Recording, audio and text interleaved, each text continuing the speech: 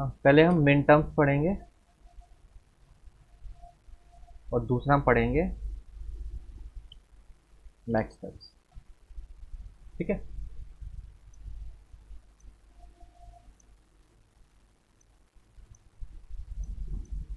I hope visible होगा। ठीक है भाई, मिन टर्म और मैक्स टर्म। देखो एग्जाम्पल के साथ बताता हूँ, आसान रहेगा समझना। तो क्वेश्चन क्या लिखा हुआ है, तो सम ऑफ प्रोडक्ट और प्रोडक्ट ऑफ सम एक्चुअली निकालना होता है। तो वो मिन टर्म और मैक्स टर्म पता होने के बाद पता चलता है। तो सबसे पहली चीज, कोई भी अगर फंक्शन आपको दिया हुआ है, या तो फंक्शन दिया हुआ होगा या फिर आपके पास ट्रूथ टेबल डायरेक्ट दी होगी। अगर आपको फंक्शन दिया हुआ है तो उससे आपको ट्रूथ टेबल बनानी पड़ती है। ठीक है, और अगर आपको डायरेक्टली ट्रूथ टेबल दे दी है तो फिर बहुत आसान काम है, फिर कोई प्रॉब्लम नहीं है। ठीक है। तो मान लीजिए ये ट्रूथ टेबल आपको दी हुई है, तो आपको इसमें क्या करना पड़ेगा, आपको एसओपी निकालने के लिए, एसओपी का मतलब होता है सम ऑफ प्रोडक्ट। ठीक है, तो आप प्रोडक्ट्स का सम की फॉर्म में लिखेंगे। ठीक, अब देखो किस तरीके से लिखते हैं। फॉर एग्जाम्पल उन्होंने दिया है कि आपको एसओपी निकालना है इसका, इस पर्टिकुलर फंक्शन का जिसकी ट्रूथ टेबल आपके पास अवेलेबल है। ठीक है, तो देखो सबसे पहले ये निकालने के बाद अगर आपको एसओपी निकालना है तो आपको मिन टर्म्स निकालनी पड़ेंगी। तो यहाँ पे एक एडिशनल कॉलम आप बनाओगे के बाद में, जिसमें लिखोगे मिन टर्म्स। ठीक है, अब देखो मिन टर्म और मैक्स टर्म होता क्या है, पहले इसको बता देता हूँ। ये डिपेंड करता है आपके इस चीज़ पे, एसओपी के ऊपर। क्या आप एसओपी यूज़ कर रहे हो या पीओएस यूज़ कर रहे हो। तो यहाँ पे लिख के मैं आपको दिखा देता हूँ एक बार, उसके बाद करते हैं। आप दो तरीके से इसको लिख सकते हो। एक होता है आपका एसओपी और दूसरा वर्ड होता है आपके पास में पीओ। ठीक है, तो एसओपी बनाने के लिए आपको और पीओएस बनाने के लिए आपको मिन टर्म और मैक्स टर्म पता होनी चाहिए। तो पहले देखते हैं एसओपी एक्चुअल में होता किस तरीके से। तो एसओपी लिखने के लिए it is something like this, sum of product. SOP का मतलब हुआ सम ऑफ प्रोडक्ट्स। तो प्रोडक्ट की फॉर्म में कुछ लिखा हुआ है, जैसे कि आपका लिखा हुआ है A B plus B bar A. तो देखो ये प्रोडक्ट है ना, ये प्रोडक्ट है। ठीक है, तो इसको हम बोलते हैं सम ऑफ प्रोडक्ट। के पहले हम प्रोडक्ट निकालेंगे, उसके बाद हम क्या करेंगे, इनका सम करेंगे। तो इस फॉर्म को हम बोलते हैं सम ऑफ प्रोडक्ट। और सम ऑफ प्रोडक्ट में जो ये टर्म्स है हमारी, ये वाली टर्म और ये वाली टर्म, इसको हम बोलते हैं मिन टर्म। ठीक है, दूसरा एक चीज होती है यहाँ पे पीओएस। पीओएस का मतलब होता है प्रोडक्ट ऑफ सम। तो प्रोडक्ट ऑफ सम का मतलब क्या हुआ, देखो प्रोडक्ट करोगे आप किसका, सम्स का। तो it may be something like this, A plus B A bar plus B. It can be anything but something like this. तो यहाँ पे देखो आपका क्या है, प्रोडक्ट ऑफ सम है ये, कि आप प्रोडक्ट्स निकालो किसका, सम का। तो पहले आपको सम सॉल्व करने पड़ेंगे, उसके बाद आप इसका प्रोडक्ट निकाल पाओगे। इस तरीके से लिखा हुआ इक्वेशन, तो इसको हम बोलते हैं पीओएस। और अगर इस फॉर्म में लिखी हुई है इक्वेशन तो इसको बोलते हैं एसओपी, मतलब सम ऑफ प्रोडक्ट, और इसको बोलते हैं प्रोडक्ट ऑफ सम। तो कोई भी इक्वेशन इन दो ही फॉर्म में लिखा जा सकता है, मतलब कोई भी बुलियन एक्सप्रेशन जो होगा वो आपका इन्हीं दोनों फॉर्म में से किसी एक में होगा। ठीक है, या तो वो एसओपी फॉर्म में लिखा हुआ होगा या वो पीओएस फॉर्म में लिखा होगा। तो जनरली हम किस में यूज करते हैं, जनरली हम एसओपी फॉर्म यूज करते हैं, हम इसी तरीके से लिखते हैं उसको। ठीक है, तो एसओपी ही लिखा जाता है नॉर्मली। तो एसओपी बनाने के लिए आपके पास मिन टर्म्स होनी चाहिए। तो क्या करो, मिन टर्म्स को आप प्लस करके लिखते रहो, तो आपका कैसा एक्सप्रेशन आ जाएगा, आपके पास एसओपी एक्सप्रेशन आपको मिल जाएगा। ठीक है, और अगर आप ये वाली टर्म्स की बात करो, जैसे ये लिखा हुआ है इस साइड पे, ये वाला जो होगा प्रोडक्ट ऑफ सम में जो सम वाली टर्म्स है, ये वाली, एक ही टर्म ये है, एक टर्म ये है, इसको हम क्या बोलते हैं, इनको हम बोलते हैं मैक्स टर्म्स।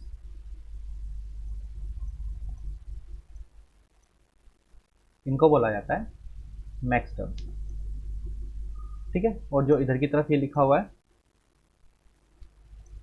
इनको हम बोलते हैं मिन टर्म। क्लियर हुआ, मिन टर्म और मैक्स टर्म एक्चुअल में क्या चीजें हैं। तो ये जो टर्म्स है हमारी, ये वाली, ये हुई हमारी मिन टर्म, और यहाँ पे ये क्या चीज़ हुई हमारी, ये हुई हमारी मैक्स टर्म। आई होप ये मैक्स टर्म और मिन टर्म समझ में आ गया होगा, है ना। तो अगर आपको एसओपी लिखना है तो आप प्लस मल्टीप्लाई करो और उनको सबको ऐड करके लिख दो, ठीक है। और अगर आपको पीओएस लिखना है तो आप पहले सम करोगे, उसके बाद फिर आप प्रोडक्ट निकालोगे उसका। तो ये मिन टर्म और मैक्स टर्म दो टर्म्स आपके पास अवेलेबल होती है, और इन्हीं से आपका कौन सा एक्सप्रेशन बनता है, एसओपी और पीओएस आपके बनते हैं। चलिए अब क्वेश्चन देखते हैं। ये प्रीवियस ईयर क्वेश्चन है, 2014 में सीबीएसई ने पूछा था, ठीक। तो उसने बोला है कि for the following table, truth table, आपको एसओपी एक्सप्रेशन लिखना है। तो भाई एसओपी एक्सप्रेशन लिखने का मतलब सम ऑफ प्रोडक्ट लिखना है, तो आपको प्रोडक्ट वाली टर्म्स चाहिए। अब एक चीज और ध्यान रखो, देखो इसमें जो मेन चीज याद रखने वाली चीज है, द मोस्ट इंपॉर्टेंट थिंग ना, जब आप मिड टर्म की बात करोगे यहाँ पे, तो यहाँ पे जो भी जीरो होगा, zero will be represented by bar, तो एक्स बार से मैं इसे रिप्रेजेंट करूंगा। और अगर वन लिखा हुआ है तो one will be represented by x, और विदाउट बार। ये चीज याद रखना है यहाँ पे, ठीक है। और अगर मैं इसकी बात करूं, यहाँ पे मैक्स टर्म की अगर मैं बात करता हूँ इस साइड पे, तो यहाँ पे जो जीरो रिप्रेजेंट होगा वो विदाउट बार रिप्रेजेंट होता है, ठीक है। और जो वन रिप्रेजेंट होता है वो हम बार से रिप्रेजेंट करते हैं, मतलब एक्स बार। यहाँ पे नोटेशन ये रहेगी। तो इसका मतलब जो यहाँ पे ये लिखा हुआ है ना, A B plus B bar A, that means ये लिखा हुआ है 0 0, सॉरी 1 1 प्लस 0 1। ये जो एक्चुअल में टर्म लिखी हुई है, ये जो है ना, ये लिखी हुई है, क्योंकि विदाउट बार है तो हम 1 से रिप्रेजेंट करेंगे, और बार है तो हम किससे रिप्रेजेंट करेंगे, 0 से रिप्रेजेंट करेंगे। तो ये रिप्रेजेंटेशन है फाइनल एक्सप्रेशन का, ठीक। चलिए अब हम क्वेश्चन देखते हैं, हमारा क्वेश्चन क्या है। तो हमारा क्वेश्चन है कि ये ट्रूथ टेबल दी हुई है, इसके अकॉर्डिंग आपको एसओपी एक्सप्रेशन लिखना है। एसओपी एक्सप्रेशन का मतलब है कि जो इसका आउटपुट है ना, उसको अगर मैं इक्वेशन की फॉर्म में लिखूं तो वो कैसे लिखा जाएगा। तो देखिए इस आउटपुट को मैं अगर इक्वेशन की फॉर्म में लिखूं तो मैं कैसे लिखूंगा। तो देखो ये जो पर्टिकुलर चीज है हमारा पी क्यू आर, इसमें ये तो है इनपुट, और एफ जो है फंक्शन जो है मेरा, ये है हमारा आउटपुट, ठीक है। तो मुझे इक्वेशन बनानी है समथिंग लाइक दिस, जो अभी हम देख रहे थे ना, तो वैसे ही हमें एक इक्वेशन बनानी है। तो इक्वेशन बनाने के लिए मुझे आउटपुट फंक्शन को इक्वेशन की फॉर्म में लिखना है। मेरे पास ट्रूथ टेबल है, अभी तक हम क्या कर रहे थे, ट्रूथ टेबल क्रिएट कर रहे थे। तो अभी मैं ट्रूथ टेबल से वापस इक्वेशन क्रिएट करनी है, तो कैसे करेंगे।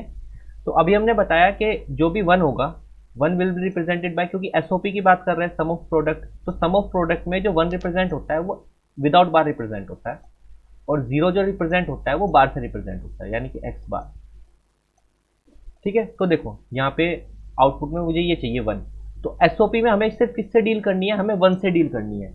आउटपुट में जहाँ पे भी वन है, ये वन है, ये वन है, ये वन है, और ये वन है, इन चारों से डील करनी है, बाकी जीरो से मुझे कोई डील नहीं करनी। अगर आप जीरो से डील करोगे तो आपका जो एक्सप्रेशन आएगा वो आएगा पीओएस की फॉर्म में, प्रोडक्ट ऑफ सम की फॉर्म में। अगर आपको लिखना है तो आप जीरो के साथ डील करो आउटपुट में, और अगर आप एसओपी लिखना चाहते हो तो सिर्फ आप वन के साथ में डील करो। तो मैं केवल वन वाले आउटपुट पे ध्यान दूंगा, मतलब इस पे, ये वाला, ये वाला, ये वाला, और ये वाला, मुझे चार आउटपुट हमें निकालना है। अब देखो मैं इसका एक्सप्रेशन कैसे लिखूंगा, यहाँ पे मेरा आउटपुट वन है, इसका मतलब इसको मुझे किस में लिखना है, यहाँ पे मुझे मिन टर्म बनानी पड़ेगी।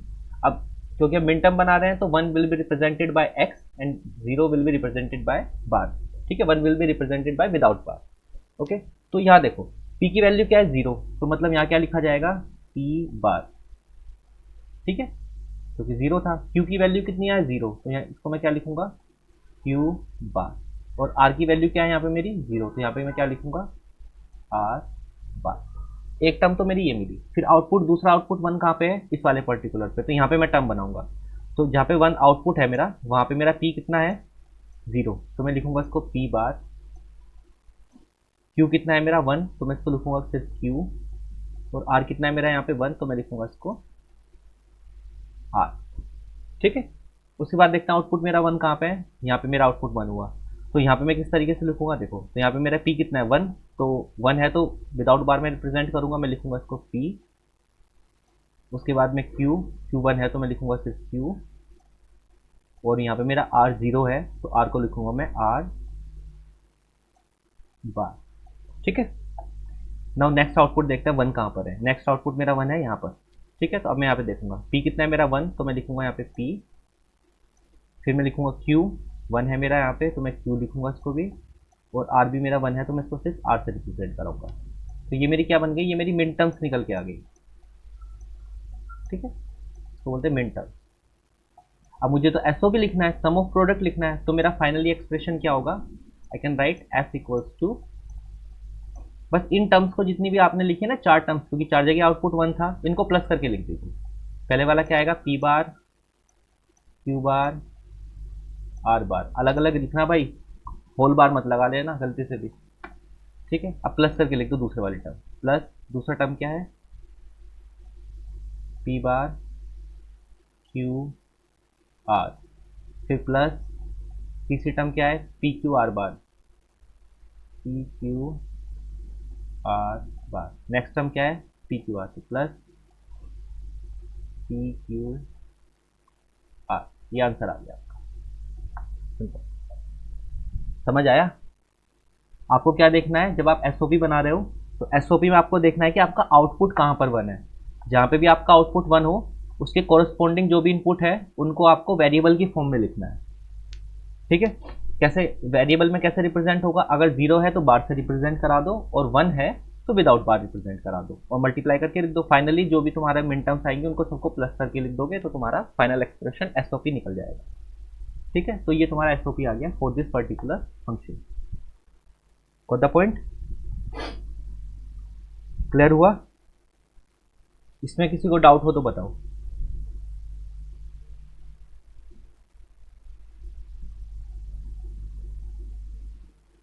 हाँ जी, क्लियर है?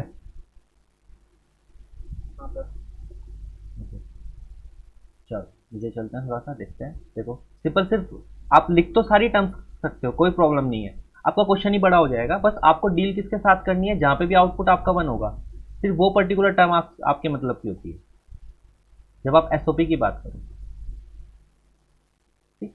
तो आपको 0 वाली फॉर्म लिखने की भी जरूरत नहीं है, बस आप 1 वाली फॉर्म को लिखो सिंपल, और आप डायरेक्टली उसको प्लस करके लिख दो, आपका फाइनल आउटपुट आपके पास आ जाएगा, ठीक है। चलिए नेक्स्ट क्वेश्चन देखते हैं।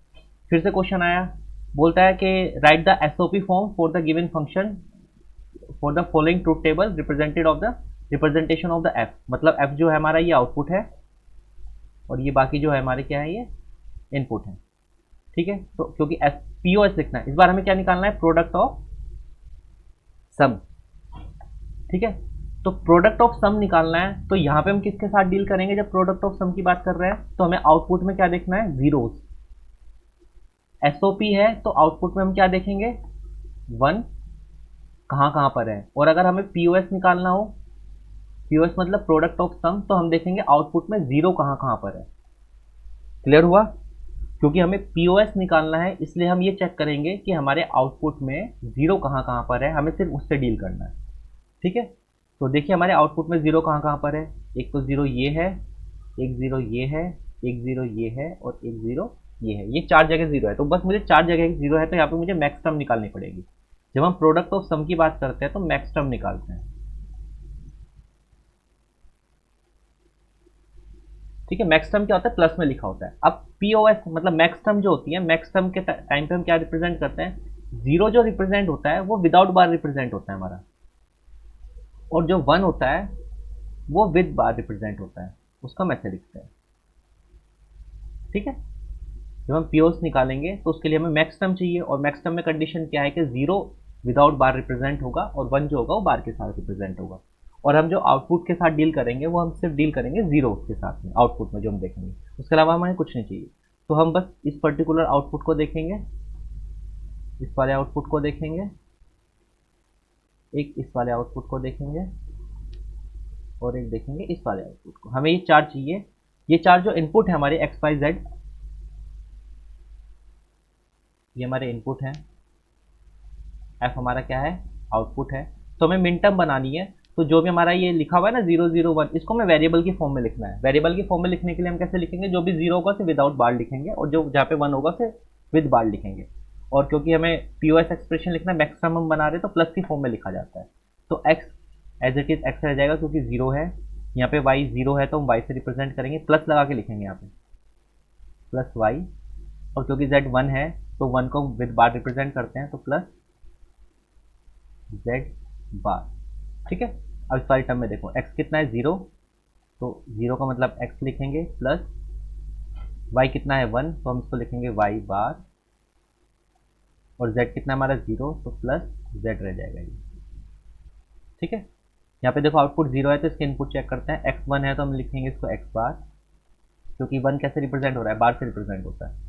y 0 है यहाँ पे, तो यहाँ पे देखेंगे हम प्लस y, और प्लस z 0 है तो z को हम किससे लिखेंगे, सिंपल 0 से, मतलब विदाउट बार हम इसको रिप्रेजेंट कराएंगे। और एक आउटपुट हमारा यहाँ पे 0 है तो यहाँ के कॉरस्पॉन्डिंग इनपुट को हम फॉर्म में लिख देते हैं, तो x बार क्योंकि 1 है यहाँ पे, उसके बाद y हमारा 0 है तो प्लस y, और प्लस z हमारा यहाँ पे 1 है तो हम z बार लिखेंगे ऊपर। ठीक है, तो हमारी मैक्स टर्म हमें मिल गई। अब हमें क्या लिखना है, प्रोडक्ट ऑफ सम की फॉर्म में लिखना है। तो आपको मैक्स टर्म तो मिल गई, बस इनको मल्टीप्लाई करके लिख दो, first term multiplied by second term multiplied by third term. भाई स्पेस नहीं है तो वरना एक ही लाइन में पूरा का पूरा आएगा ये। ठीक है, मल्टीप्लाइड बाय फोर्थ टर्म। तो पहली टर्म क्या है हमारी, x plus Y plus Z bar. दूसरी टर्म क्या है हमारी, दूसरी है x plus Y bar plus z। तीसरी टर्म क्या है हमारी, x bar plus Y plus z। और लास्ट टर्म क्या हमारी है, x bar plus Y plus z bar. तो ये फाइनली एसओपी जो एक्सप्रेशन, सॉरी पीओएस जो एक्सप्रेशन है आपका वो आ गया। पीओएस एक्सप्रेशन जो है आपका ये आ गया। तो ये आपका क्या है, आंसर। कॉन्सेप्ट क्लियर हुआ भाई, इसमें किसी को डाउट है? कॉन्सेप्ट क्लियर हुआ भाई, एसओपी और पीओएस कैसे लिखते हैं अगर हमारे पास ट्रूथ टेबल बनी हुई है तो हो जाएगा ना, आसान आसान है। ठीक है, चलिए और क्वेश्चन देखते हैं आगे। ऐसे ही ये दिया देखो, पीओएस निकालना है तो प्रोडक्ट ऑफ सम निकालना है, तो मतलब सम हमें डील करनी है सम से। लास्ट वाला टर्म देखा करो, प्रोडक्ट ऑफ सम है तो सम चाहिए, तो हमारी जो यहाँ पे टर्म निकलेंगी वो सम वाली टर्म निकलेंगी, प्लस प्लस वाली। तो प्लस प्लस वाली में मतलब हमें किससे डील करना है, जीरो से डील करना है। तो जीरो वाले को हम यहाँ पे लिखेंगे, मैक्स टर्म हमें निकालनी है, और मैक्स टर्म निकालते टाइम जीरो को रिप्रेजेंट करते हैं विदाउट बार और 1 को रिप्रेजेंट करते हैं विद बार। तो उसको करके यू कैन सॉल्व इट, और जहाँ पे भी आउटपुट जीरो है बस उन वाली टर्म्स को आप मल्टीप्लाई करके लिख दीजिए, आपका आंसर आ जाए। ठीक है, ऐसे एसओपी यहाँ निकाल सकते हैं। ठीक, तो ये थोड़े से क्वेश्चन है जो एसओपी और पीओएस के ऊपर था। ठीक है, इसके अलावा और क्वेश्चन देखते हैं। चलो इसी के साथ में ना मैं एसओपी और सॉरी नैंड गेट और नॉट गेट के क्वेश्चन करा देता हूँ साथ में। ये सर्किट लॉजिकल डायग्राम तो मैंने बनवा दिए थे, तो मैं असाइनमेंट भी दिया था। ठीक है, तो नैंड गेट और नॉट गेट के और क्वेश्चन करा देता हूँ उसमें।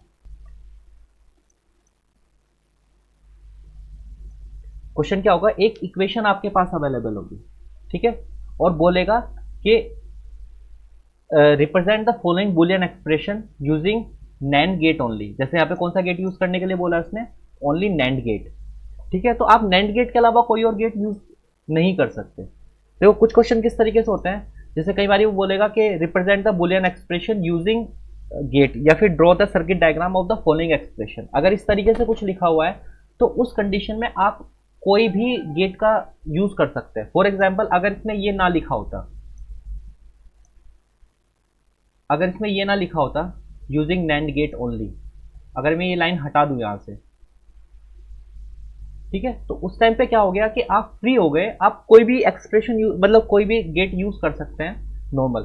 फॉर एग्जाम्पल जैसे मैं इसको लिखूंगा, ये लिखा है एक्स प्लस वाई बार, तो मुझे इनपुट में क्या चाहिए, एक तो एक्स चाहिए, ये लो जी एक्स आ गया, और वाई बार, यहाँ से मुझे वाई बार चाहिए, वाई, इसमें यहाँ मैं नोट गेट लगाऊंगा एक, ये मेरा वाई नोट बन जाएगा। ठीक है, और इसके बीच में एंड गेट लगा हुआ है, तो ये लो जी मेरा एंड गेट लग गया है। ठीक है, तो ये एक्सप्रेशन मेरा सोल्व हो गया। उसके बाद मेरा वाई प्लस जेड बार लिखा हुआ है, तो यहाँ पे मुझे y चाहिए इनपुट में, तो मैं यहाँ से y ले लूँगा, तो लीजिए, और मुझे z बार चाहिए, तो यहाँ से z आया, z को मैंने नोट लगा के मैंने इसको इन्वर्ट कर दिया, तो ये मेरा क्या हो गया z बार, और इन दोनों के बीच में क्या लगा हुआ है, एंड गेट लगा है, तो यहाँ पे एक एंड गेट में लगा दूंगा। ठीक, और फिर दोनों इस वाले टर्म के बीच में और इस टर्म के बीच में कौन सा गेट लगा है, और गेट लगा है, तो लास्ट में मुझे इन दोनों को और कराना है, इन दोनों के आउटपुट को। तो यहाँ पे मैं एक और गेट लगा दूंगा और ये मैं फाइनली आउटपुट हो गया F, suppose this is F equals to something like this. तो ये मेरा हो गया। तो इस तरीके से मैं सर्किट डायग्राम डिजाइन कर सकता हूँ, कोई प्रॉब्लम नहीं है, ठीक है। बट अभी हमारे पास जो क्वेश्चन अवेलेबल है, उस क्वेश्चन में उसने क्या बोल दिया है,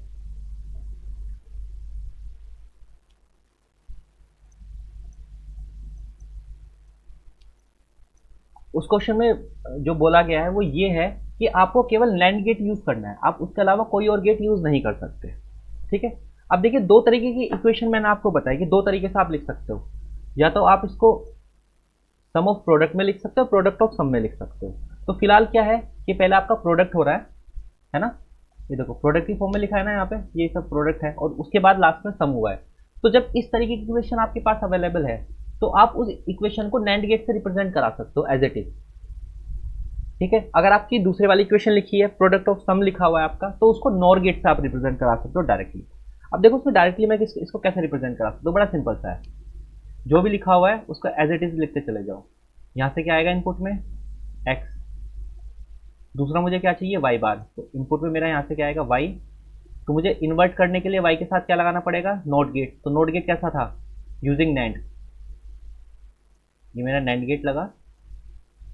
और अगर मैं इसके दोनों इनपुट पे सिंगल आउटपुट दे दूँ तो ये मेरा नोट का काम करता है। तो ये मेरा क्या बन गया, वाई नॉट, है ना। तो ये मेरा वाई बार बन जाएगा, राइट।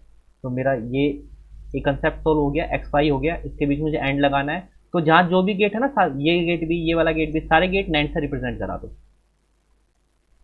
जो भी गेट लगाना हो बस नैंड लगेगा, ठीक है। ये टर्म मेरी पूरी हो गई। अब नीचे की तरफ टर्म बनाऊँ, मुझे एक वाई चाहिए, ये लीजिए वाई आ गया मेरा।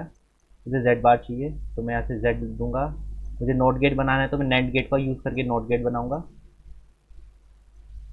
ये लीजिए, ये आ गया मेरा जेड बार, ठीक है। और इन दोनों टर्म्स को मैं फिर एक नैंड गेट लगा दूंगा यहाँ पे। तो मेरी दूसरी टर्म भी तैयार हो गई। अब इनके दोनों के बीच में मुझे ये वाला ऑपरेटर लगाना है, तो इसके लिए फिर से नैंड गेट यूज़ करते हैं।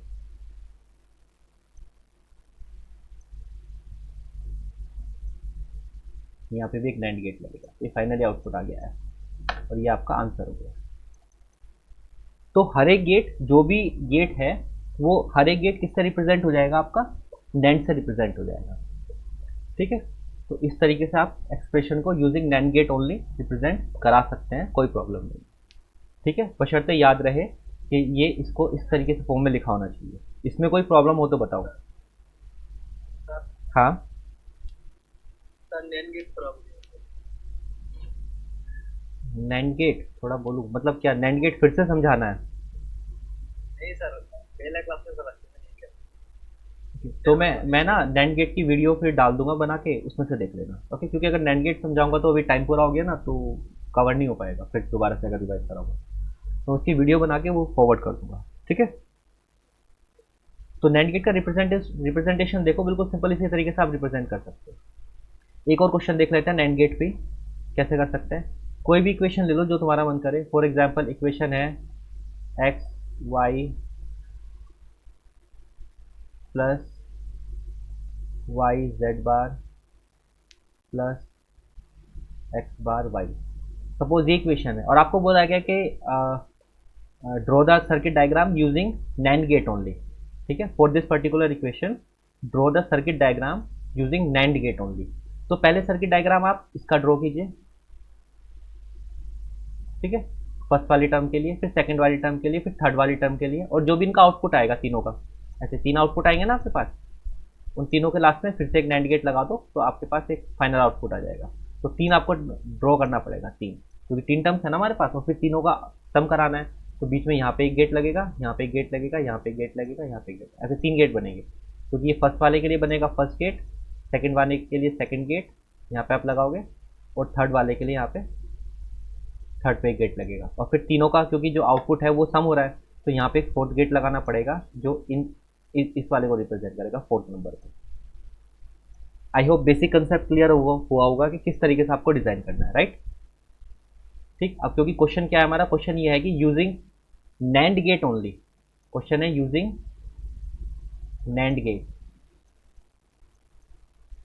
ओनली। ये बहुत आसान क्वेश्चन होते हैं, सिंपल से। तो देखो नैंड गेट यूज़ करके हम कैसे बना सकते हैं। तो फर्स्ट टाइम आप बनाओ एक्स वाई, तो मुझे यहाँ से इनपुट देखो, जब आपके इनपुट ज़्यादा हो ना तो आप ऐसे भी लिख सकते हो, ये आसान तरीका होता है लिखने का। एक्स वाई जेड, तुम्हें 3 इनपुट चाहिए ना, तो देखो एक्स वाई जेड 3 हो गए, तो मैं यहाँ से एक लाइन ऐसे ड्रॉ कर सकता हूँ, एक्स वाई और जेड। अब यहाँ से मैं कनेक्शन ले लूँगा जो भी मुझे चाहिएगा। तो फर्स्ट वाले में मुझे क्या चाहिए, एक्स वाई, तो यहाँ से ऐसे आप डॉट लगाए बड़ा सा, कि यहाँ पे मैंने कनेक्शन कर दिया और ये एक्स की लाइन चली गई, ठीक है। और यहाँ से मुझे क्या चाहिए, वाई, तो ये मेरी वाई की लाइन चली गई, ठीक है। तो जो भी आपके पास गेट है, आपको ये नहीं देखना कि वो एंड गेट लगा है या फिर और गेट लगा है, नोट गेट लगा है। वो सारे के सारे गेट आपको किससे रिप्रेजेंट कराने हैं, नैंड गेट से रिप्रेजेंट कराने हैं, ठीक है। तो एक्स वाई के बीच में कौन सा एक गेट लगेगा, तो कौन सा गेट यूज़ करेंगे हम यहाँ पे, नैंड गेट। तो मेरा पहला आउटपुट आ गया। उसके बाद मुझे चाहिए वाई जेड बार, तो यहाँ से मुझे वाई मिल जाएगा कनेक्शन में, ठीक है। और यहाँ से मुझे जेड बार चाहिए। अब देखो यहाँ से मुझे जेड मिलेगा ना, तो मुझे नॉट गेट लगाना पड़ेगा। तो नॉट गेट तो मैं अलग से यूज़ नहीं कर सकता, मुझे नैंड गेट यूज़ करके नॉट गेट बनाना पड़ेगा। तो नॉट गेट बनाना किस तरीके से बनता है, आप 2 इनपुट सेम कर कीजिए और यहाँ पे एक नैंड गेट लगा दीजिए, तो ये आपका नॉट गेट की तरह बिहेव करेगा, ठीक है। तो यहाँ से आपको वाई मिला और यहाँ से क्या मिलेगा आपको, जेड बार, क्योंकि जेड आ रहा था, ये नोट गेट की तरह ट्रीट करेगा। और इसके बीच में फिर से एक गेट चाहिए मुझे, ये वाला यहाँ पे एंड लगाया ना यहाँ पे, तो यहाँ पे मैं कौन सा गेट रिप्रेजेंट कराऊंगा, नैंड ओनली। सारे सब कुछ नैंड से रिप्रेजेंट होगा, ठीक है। और तीसरा क्या मुझे चाहिए, एक्स वाई बार। तो एक्स वाई बार रिप्रेजेंट करने के लिए मैं कैसे करूँगा, यहाँ से मुझे एक्स चाहिए, लीजिए यहाँ से एक्स आ गया, और यहाँ से मैं लूँगा वाई, तो यहाँ से मैं वाई का कनेक्शन आ गया। अब मुझे एक्स तो नहीं चाहिए, मुझे एक्स बार चाहिए। तो मैं क्या करूँगा, यहाँ पे एक नॉट गेट रिप्रेजेंट कराऊंगा यूजिंग नैंड, इस तरीके से रिप्रेजेंट होता है। तो ये एक्स बार आ गया आपका। तो अगर यहाँ से एक्स इनपुट में था तो ये आपका एक्स बार देगा आपको, ठीक है। तीसरा भी आपका आ गया। और इसके बीच में फिर आपका ये गेट हमारा ये बचा है ना अभी, एक्स एक्स बार वाई। तो एक्स बार वाई बनाने के लिए मुझे ये करना पड़ेगा, यहाँ पे एक नैंड गेट लगा दीजिए। तो देखो तीनों टर्म आ गई ना मेरी, ये टर्म 1 थी, ये टर्म 2 है हमारी, और ये टर्म 3 है हमारी। तो फर्स्ट टर्म के लिए ये रहा गेट, सेकेंड टर्म का गेट ये रहा, और थर्ड टर्म का गेट ये रहा, ठीक है। अब तीनों के लिए को क्या बनाना है, अभी तो मुझे ये वाला कनेक्शन बचा ना मेरा, इधर का भी इनका सबका और करना था। तो इसको रिप्रेजेंट कराने के लिए हमें एक और नैंड गेट यूज़ करना होगा। तो इन सभी का आउटपुट हम एक नैंड गेट से कनेक्ट करेंगे और फाइनली हमें